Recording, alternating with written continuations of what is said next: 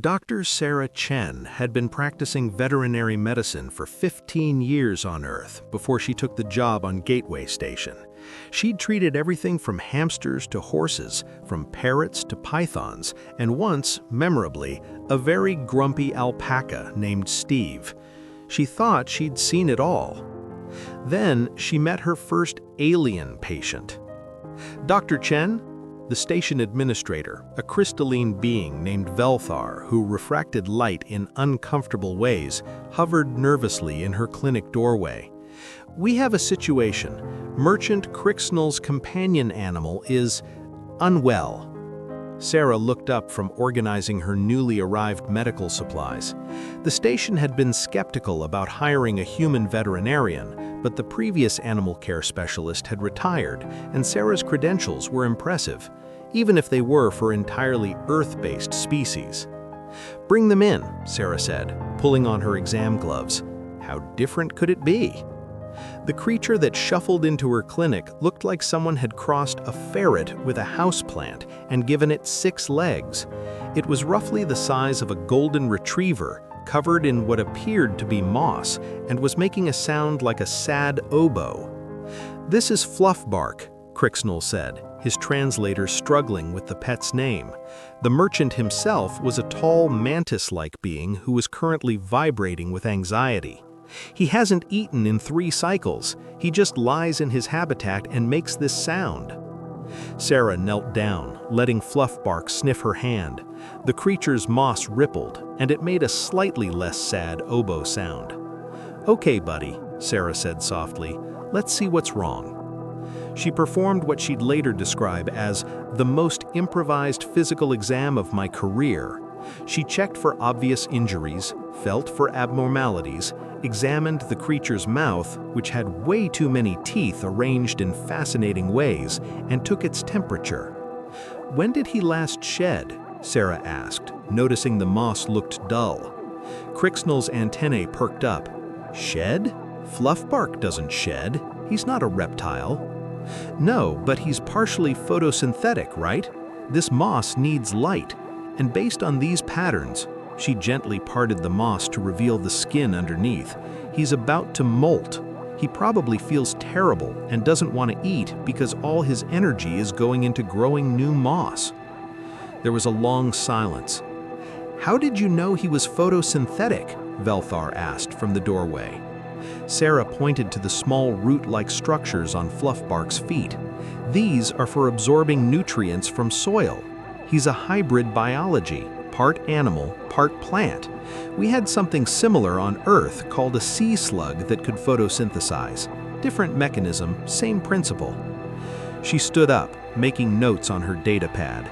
"Increase his light exposure by 30%. Add these mineral supplements to his water. He'll be fine in a few days." Crixnell looked at her like she'd performed magic. "But you've never seen a Fluffbark before." "No," Sarah agreed, "but I've seen thousands of species with various adaptations. Once you understand the underlying biology, you can work with almost anything." That was the moment Sarah Chen became the most popular and most terrifying medical professional on Gateway Station. Word spread fast. Within a week, Sarah's waiting room looked like the universe's strangest pet store.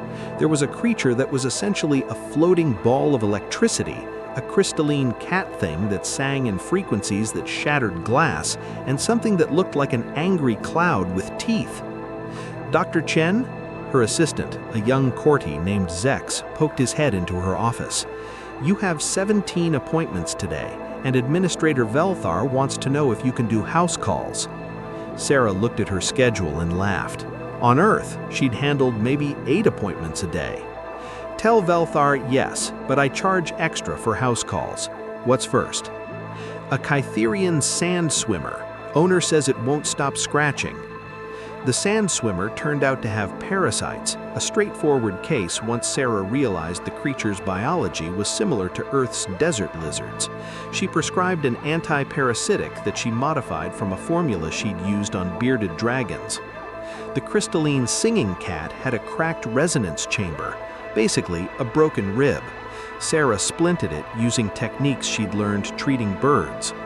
The angry cloud with teeth had anxiety. Sarah prescribed environmental enrichment and, after some research, a mild sedative she'd once used on stressed rabbits.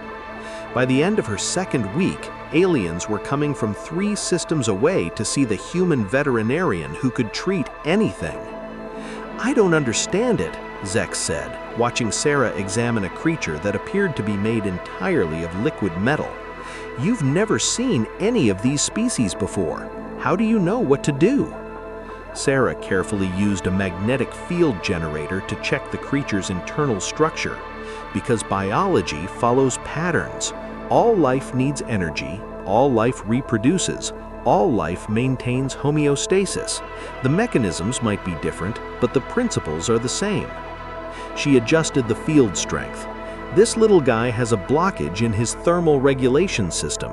Probably ate something magnetic that he shouldn't have. We need to flush it out." "You're going to perform surgery on a liquid metal being?" "Nope. I'm going to give him activated charcoal suspended in a neutral solution and let his system do the work. Same thing I'd do for a dog that ate something it shouldn't." The treatment worked.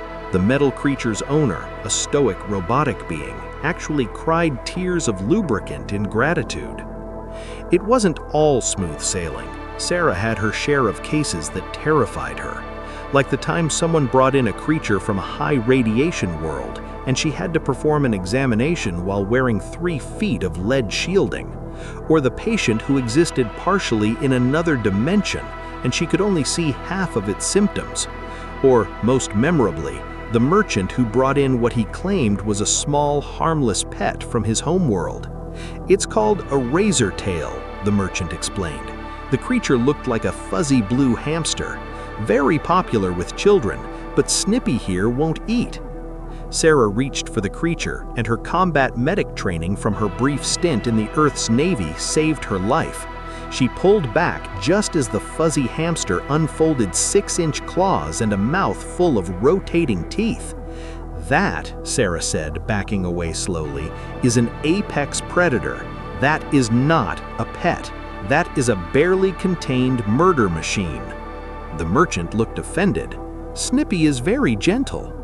"Snippy is gentle because he's malnourished and doesn't have the energy to eat you. What have you been feeding him?" "Vegetable paste, like the care guide said." Sarah pulled up the merchant's care guide on her datapad and immediately saw the problem. "This is a care guide for a razor-tail herbivore.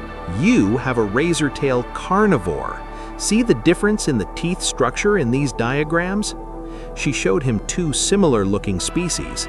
"This one eats plants. That one eats things that eat plants. You've been starving him." Getting proper food for Snippy involved Sarah putting on full protective gear and hand-feeding the creature small pieces of protein while slowly backing towards the exit. But Snippy recovered, and the merchant learned a valuable lesson about reading care guides more carefully. The incident did, however, lead to Sarah's most important contribution to galactic veterinary medicine, the first comprehensive cross-species care database. "It's simple," she explained to Velthar, who had come to understand that when Sarah said something was simple, it usually involved concepts that made experienced xenobiologists cry. "We catalog every species, note their biological categories, and cross-reference care requirements. That way, even if you've never seen a species before, you can make educated guesses based on similar biology." "Dr. Chen, there are millions of species in known space. So we start with the ones on this station and expand from there. I've already got 300 entries." She pulled up her database. "See? Fluffbark is category H7, hybrid photosynthetic vertebrate. Anything else in H7 will have similar care requirements. It's like how on Earth, if you know how to care for one species of cat, you can generally care for most cats." Velthar looked at the database, then at Sarah, then back at the database. "You created this in 2 weeks?" I had a lot of cases. The database went galactic within a month. Veterinarians across known space started contributing, and Sarah found herself accidentally revolutionizing an entire field of medicine. But her favorite moment came 3 months into her tenure on Gateway Station. A young alien child, a small fuzzy being with too many eyes, shuffled into the clinic holding a box. "Dr. Chen, I found this creature in the station's garden level. I think it's hurt." Sarah opened the box and froze. Inside was a cat, a regular Earth domestic cat, orange tabby, missing part of its tail. "Where did you find this?" Sarah asked, her voice tight. "In the garden. It was making a sad sound."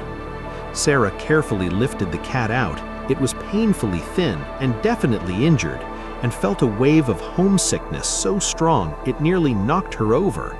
She'd left Earth to explore, to challenge herself, to see what she was capable of in a truly alien environment.